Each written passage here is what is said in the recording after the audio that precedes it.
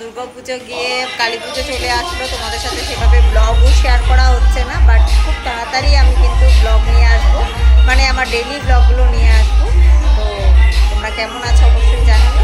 আমি ভালোই আছি, একটু ব্যস্ততায় আছি বলে ওই ডেইলি ব্লগগুলো দিতে পারছি না, বাট খুব তাড়াতাড়ি ডেইলি ব্লগগুলো তোমাদের জন্য নিয়ে আসবো। অক্টোবর মাসের প্রায় মাঝামাঝি দিকে চলে আসলেও কিন্তু সেভাবে ঠান্ডাটা উপভোগ করতে পারছি না, যদিও কিন্তু একটা হট ওয়াটারের ওয়াটার পিউরিফায়ার লাগিয়ে দিয়েছে আমার হাজব্যান্ড।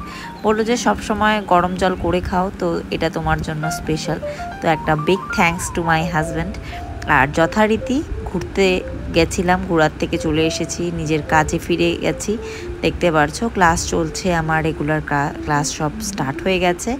তো যাই হোক, এর মধ্যে চলে গেছিলাম কাওয়াখালীতে বাচ্চার জন্য বোম নেওয়ার জন্য। ছেলে অনেক দিন ধরে বলছে মা কবে বোম পাবো। আমার বরকে তো কিছু বলে না, বাবাকে কিছু বলে না, সব আবদার মার কাছেই।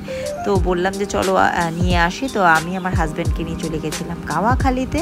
তো ওখান থেকে ওর জন্য নিয়ে এসেছিলাম অনেক ক্র্যাকার্স। তো যেহেতু দিওয়ালি, বাচ্চাদের তো এটাই ক্র্যাকার্সের একটা মজা থাকে, কিন্তু সবাই এটা জানা দরকার যে আমাদের সময় সেফটি মেনটেন করেই আমাদের ক্র্যাকার্স জ্বালানো উচিত। তাই ওখান থেকে কিন্তু আমরা বেশ কিছু ক্র্যাকার্স নিয়ে এসেছিলাম, যদিও প্রচণ্ড দাম। আর যাই হোক তবুও নিয়ে এসেছি। আর দেখো এখানে আমরা সব ফ্রেন্ডসরা মিলে মিট করেছি। ঘোরার থেকে আসার পর থেকে ফ্রেন্ডসদের সাথে সেদিনই দেখা হলো, টিউশন ছেলেদেরকে দিয়ে।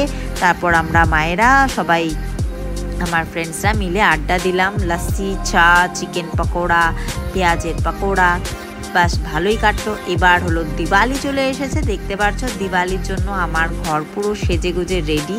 তাই একটা ছোট্ট ভিডিও তোমাদের জন্য দিয়ে দিলাম যে দিওয়ালিতে আমার ঘরটাকে কিভাবে সাজানো হয়েছে। আর আমি তো দেখে অবাক, আমার শাশুড়ি মা তো দারুণ বাজি ফোটায়, তোমরা নিজের চোখেই দেখিয়ে নাও। আমি তো নিজে ভয় পাই, বাট আমার শাশুড়ি মা কিন্তু খুব সাহসী।